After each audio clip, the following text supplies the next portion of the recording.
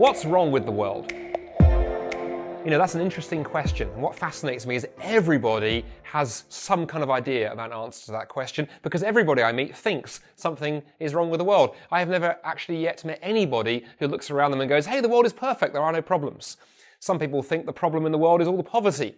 Some people think the problem in the world is all the big businesses. My friends who are into the environmental movement think the problem with the world is the hole in the ozone layer, all the carbon dioxide and the plastic in the oceans. Or my atheist friends think the problem in the world is all the religious people. And for my friends who are passionate about politics, the left-wingers think the problem in the world are the right-wingers, and the right-wingers think the problem in the world is the left-wingers. Everybody thinks there is a problem in the world and is keen to point the finger at what it is. But what fascinates me, for all of that tendency to recognise there is something wrong in the world, all the solutions that have been tried over the ages have ultimately failed. It doesn't seem to be the case that however much education we apply to the world, or more development money, or more politics, or more science, it doesn't matter what we do, ultimately we seem to end back at the beginning and the problems remain.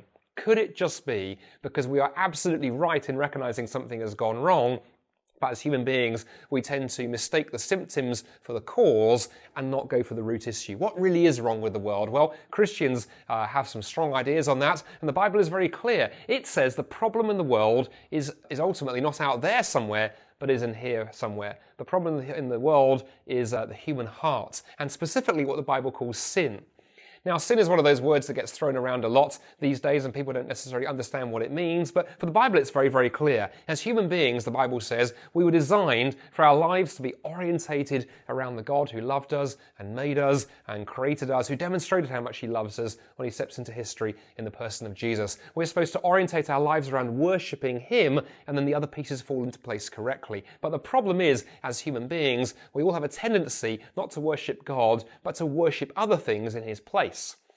Now, of course, my atheist friends or skeptical friends watching this may at this point be jumping up and down going, well, hang on a minute, I don't worship anything, I'm an atheist. Well, I'm afraid that is not a get-out-of-jail-free card, because as David Foster Wallace, one of the most famous novelists of the last 10 to 15 years or so, committed atheist, Pulitzer Prize nominated novelist, once remarked in an essay he wrote towards the end of his death, he wrote these amazing words on worship. And as I read these to you, remember this is an atheist you're hearing here.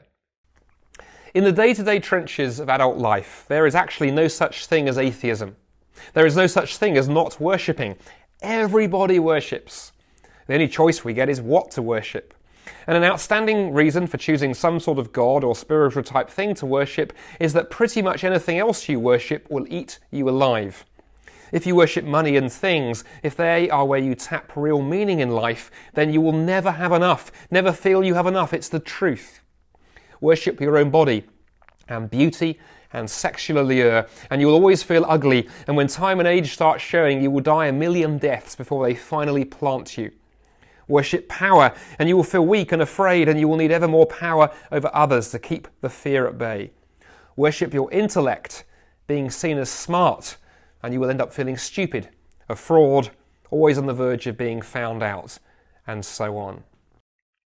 And I agree with David completely. I think what he identifies in that piece of writing is that human tendency to centre our lives on the wrong thing, and those wrong things to destroy us and destroy those around us. Try and worship your career or your image or your power or your possessions. That will ultimately destroy you. It will crucify you as you try and serve that thing, and it burns you up in the process. By contrast, at the heart of the Christian faith stands the message that Jesus was crucified for you. That in the person of Jesus, God gave you everything. And when he says to you now, come follow me and worship me, lay down your life, give everything to me, he's not asking you to do anything he hasn't already done. And to be a Christian is somebody who recognizes that it's only when we worship the right thing, when we put Jesus at the center of our lives, that will orientate our hearts correctly. And when our vertical relationship with God is put right, that will then begin healing the relationships around us and beginning to put right all that has gone wrong in this world of ours.